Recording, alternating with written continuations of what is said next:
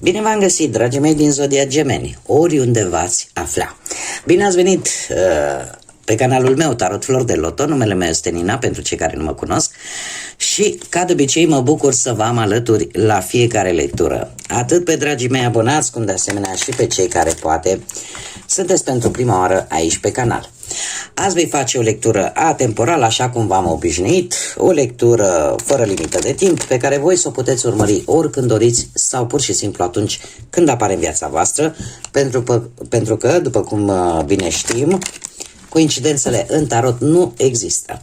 Așa că dacă ați ajuns aici, sigur, un mesaj important este și pentru voi. De asemenea, trebuie să nu uitați faptul că voi vă construiți viitorul, așa că vă rog din suflet să luați decât acele mesaje care rezonează cu voi, iar restul lăsați-le să zboare în univers, pentru că sigur sunt pentru alte energii, alte persoane care, într-o mai mică sau mai mare măsură, au o legătură cu Zodia Gemeni. Cum de asemenea, dacă nu veți rezona cu această lectură, puteți urmări celelalte zodii, celelalte lecturi, da? Pentru că eu fac în mod normal lecturi atemporale care nu au o limită de timp, care pot fi urmărite atunci când voi vă doriți, unde voi vă regăsiți. Așa că, haideți să vedem, toți cei care aveți Soare, Lună, Venus, Ascendentul în Zodia Gemeni, atunci această lectură este de asemenea și pentru voi. Și haideți să vedem situația actuală. Situația actuală. Ce este în favoarea ta? Hei, avem culmea, o să ziceți, domne, ghinionul să fie în favoarea mea. Haideți să o deslușim. Avem ca și planeta Saturn, care ne vorbește de o lecție de viață pe care voi ați învățat-o. Se pare că unii dintre voi v-ați gândit multă vreme, domne, sunt ghinionist, domne, nu am noroc, domne... Și asta va cam, să zic așa, va cam juca feste. De ce? Pentru că, avându-l pe Saturn îmi spune că au apărut niște lecții de viață, care chiar dacă în aparență pe tine te-au făcut să crezi că ei sunt de fapt pur și simplu ghinion sau neșansă, de fapt ele te-au învățat lucruri importante. Și eu aș spune că toate acele temeri, tot ceea ce voi ați trebuit să învățați sau tot ceea ce a trebuit să învingeți, nu v-a făcut altceva decât să creșteți la nivel personal, să deprindeți acea înțelepciune, să vă dați seama că sunteți mai puternici decât vă puteți voi imagina. Și în felul ăsta ați început, poate, să vă îmbunătățiți viața și să transformați ceea ce voi considerați că era negativ, pentru că Saturn este o zodie care are legătură și cu voi, fiind o zodie de aer.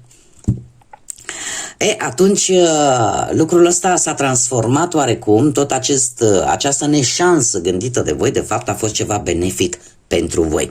Iar cartea în sine, mai ales pe poziția pe care se află, îmi spune mai mult sau mai puțin cam același lucru. De fapt, îmi spune că toate aceste, nu știu cum să spun eu, o stare de negativitate, o stare de a-ți plânge de milă, de fapt, nu a făcut altceva decât la un moment dat să te facă mai puternic decât ai considerat că poți fi. Care este ce joacă contra ta? Aici. Avem plăcerea. Ce joacă în contra ta? Păi joacă faptul, avem pe Venus, care ne vorbește de autoestimă. Se pare că în acest moment unii dintre voi aveți o părere despre voi, nu că bună, foarte bună. Ceea ce nu e nimic rău. Doar trebuie să aveți mare grijă, dragilor din Gemeni, pentru că voi știți că sunteți schimbători, să nu cumva să vă duceți să stricați acest echilibru. Da? Autoestima și iubirea de sine este perfect normală și perfect sănătoasă atâta timp cât este echilibrată. Da? Să nu depășiți, pentru că atunci va putea juca în contra ta și va da narcisism, ceea ce nu este indicat. De asemenea, cartea în sine ne vorbește plăcerea, ne vorbește despre Faptul că simțiți nevoia poate să ieșiți la distracții, să ieșiți un pic mai mult, să ascultați muzică, poezie, să participați la tot felul de evenimente, da? Încercați să fiți echilibrați. Ca toate aceste lucruri să nu fie scăpate de sub control. Da? Nici ce e puțin nu e bine, dar nici ce e mult iar nu e bine. Care este surpriza sau concluzia pentru următoarea perioadă? Îl avem pe Jupiter. Jupiter care îmi spune că vei primi un ajutor, un sprijin care efectiv te va ajuta să te extinzi. Acum, fiecare pe planul vieții care le interesează. Da? Este la modul general. Ce înseamnă asta? Asta înseamnă că vei primi posibil un suport, un ajutor, poate chiar sau poate un sfat foarte bun, sau poate o protecție, de ce nu? Unii dintre voi e posibil chiar să treacă printr-o situație destul de complicată și de gravă și să realizeze imediat după, Doamne, putea să fie mai rău. Deci putea să mi se întâmple mai rău și să-ți dai seama de fapt că ai o protecție. Că cineva, poate acolo sus, te iubește. Da? Așa că cam asta ar fi surpriza. Haideți să vedem pe plan profesional ce vine pentru dragii mei din Gemeni în următoarea perioadă de când voi urmăriți această lectură. Opa! Haideți să vedem. Hai să le punem noi așa. Și avem un 4 de monede, dragilor. Unii dintre voi aș spune că ați ținut cu dinții de un post, de un job. Chiar dacă nu vă plăcea voi așa de tare, dar erați mulțumiți. Domne, mi-au banii. Nu era ceva care să vă placă în mod deosebit. Da? Sau cam tot ce e legat așa de viața profesională, de carieră. Poate ați făcut un curs care nu era cam ce vroiați voi, dar trebuia să-l faceți cumva. Totuși, 400 de monede mai poate să-mi spună că a fost ceva stabil și care zic eu că a fost bine plătit, care v-a făcut pe voi să stați. În prezent avem steaua, nu știu zodia vărsător dacă vă spune ceva, dar steaua în principal îmi spune că se întâmplă ceva, că e posibil, nu știu, ori să primiți vreo avansare, ori să obțineți un job foarte bun, ori să aveți așa, acea încredere necesară în voi și să începeți, cum să spun eu, să comunicați mai bine. Da? Să comunicați mai bine și în felul ăsta să obțineți șanse mai bune din punctul ăsta de vedere al carierei. Haideți să vedem ce vine în următoarea perioadă pe plan profesional. Păi și cum să nu vine un cavaler de cupe, dragilor? Ascultați-vă intuiția. De ce? Pentru că acest cavaler de cupe ne spune în felul următor că sunt niște proiecte care vor evolua. Este adevărat, nu vor evolua foarte rapid, vor evolua un pic mai încet, dar ele evoluează într-o direcție sigură. Există într-adevăr posibilitatea să primești mai multe oferte destul de hotărâte, ferme și foarte avantajoase și pe care ar trebui să le studiezi, să-ți folosești intuiția un pic și să le studiezi temeinic pentru a vedea exact care sunt bune pentru voi, mai ales pentru cei care sunteți în căutarea unui job. Haideți să vedem cu bănuții cum stați în următoarea perioadă. Avem o regină de bâte, dragilor, cu bănuții ați cam dat cu ei.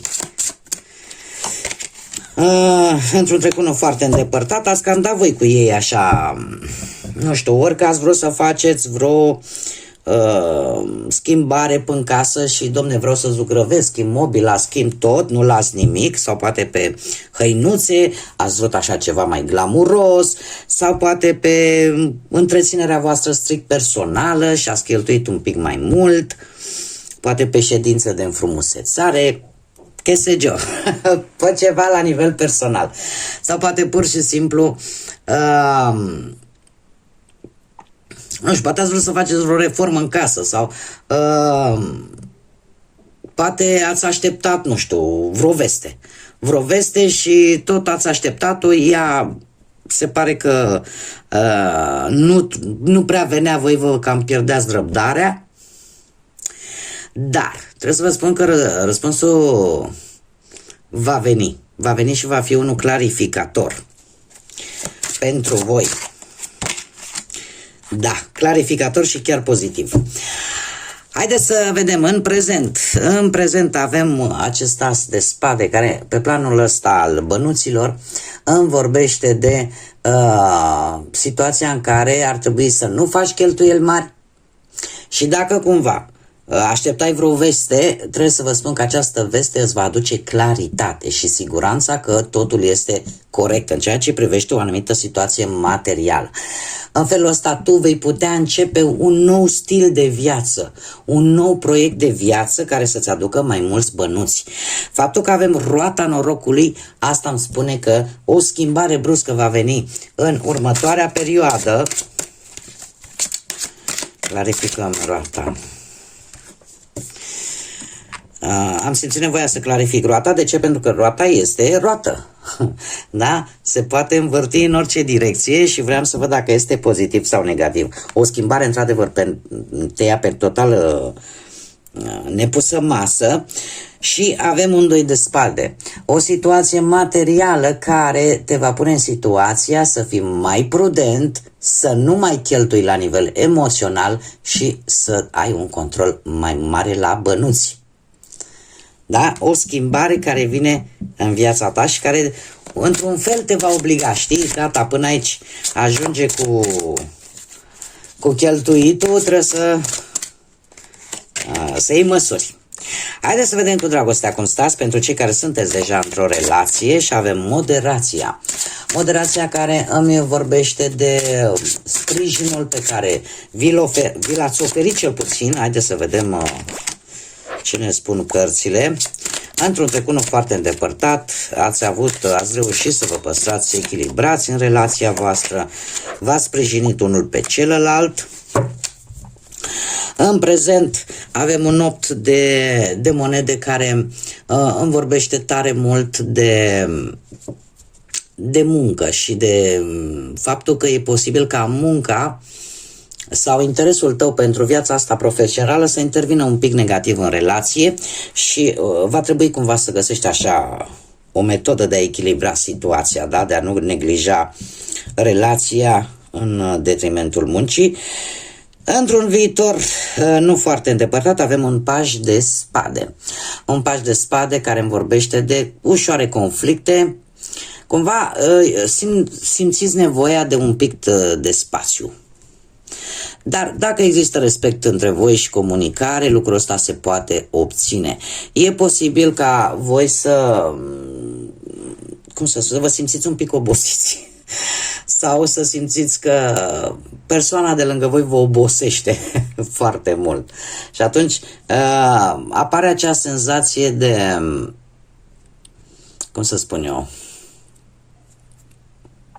de a avea aceste conflicte ușoare. Dar trebuie să încercați să găsiți calea aia de mijloc. Haideți să vedem și aici încă un aspect important. Nu vă apucați să spuneți problemele voastre de relație altor persoane.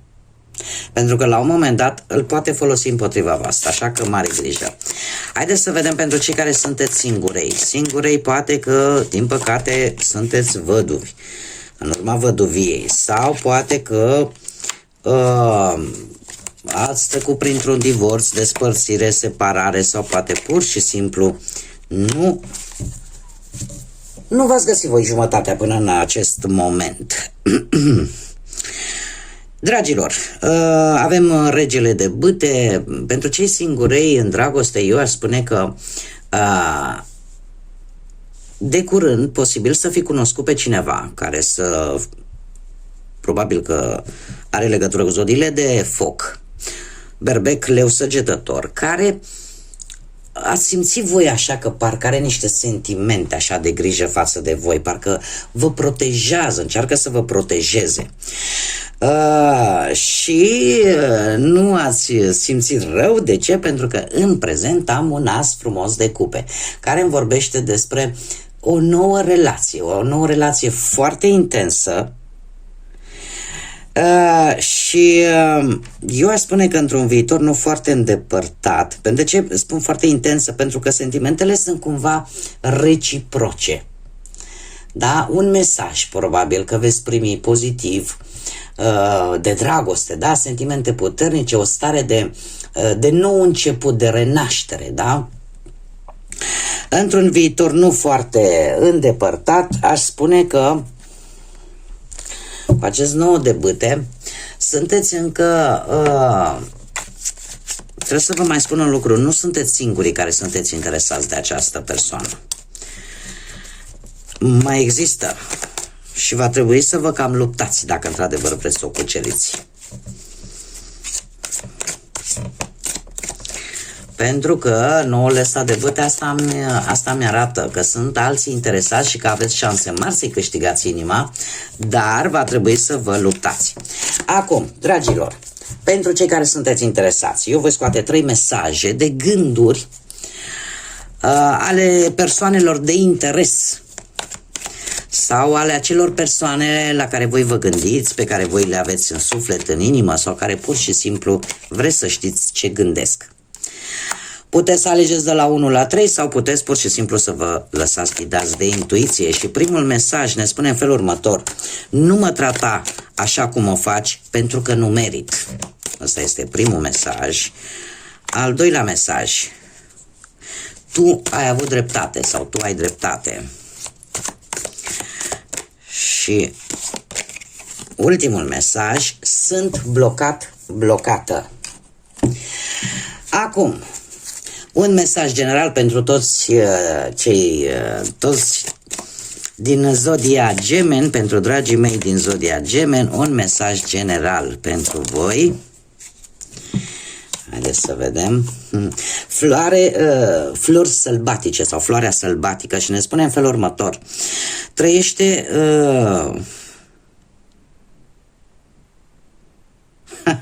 foarte interesant. Trăiește-ți viața într-un mod sălbatic, ca să zic așa. Simte-te liber să crești oriunde și să nu fii legat să nu spui limite nicăieri. Este de fapt un îndemn de a te bucura și a nu te simți încorsetată de lucruri care chiar nu au valoare. Și în felul ăsta fii precum o floare sălbatică. Dacă bine ați văzut, și pe la munte și la mare și în orice zonă unde se poate dezvolta adevărat florile, există acele plante sălbatice care au atâta frumusețe și pe care nu le îngrijește nimeni și care ele așa se dezvoltă în mediul în care cresc și se află. Așa fiți și voi. Învățați să vă adaptați, învățați să vă bucurați de orice vă apare în viața voastră și în felul ăsta nu faceți altceva decât să evoluați. Da? Să evoluați și mai mult. Bun, dragii mei, aceasta a fost lectura pentru voi. Eu, ca de obicei, vă mulțumesc tare mult pentru prezență. Vă îndemn, așa cum o fac după fiecare lectură, dacă ați rezonat, dacă v-a plăcut acest gen de lecturi, să vă abonați dacă n-ați făcut-o până acum. Cum de asemenea trebuie să le mulțumesc tuturor celor care, prin like-urile voastre, prin comentarii, prin distribuiri, contribuiți de fiecare dată în dezvoltarea acestui proiect pe care eu l-am deschis aici pe YouTube și pentru asta mii de mulțumiri tuturor. Desigur, vă aștept în continuare cu like-uri, cu distribuiri, cu comentarii, iar până data viitoare când ne vom reîntâlni, numai bine vă doresc, multă energie pozitivă și multă înțelepciune. Așa că, dragilor, până la următoarea lectură, ca de obicei, să fiți iubiți!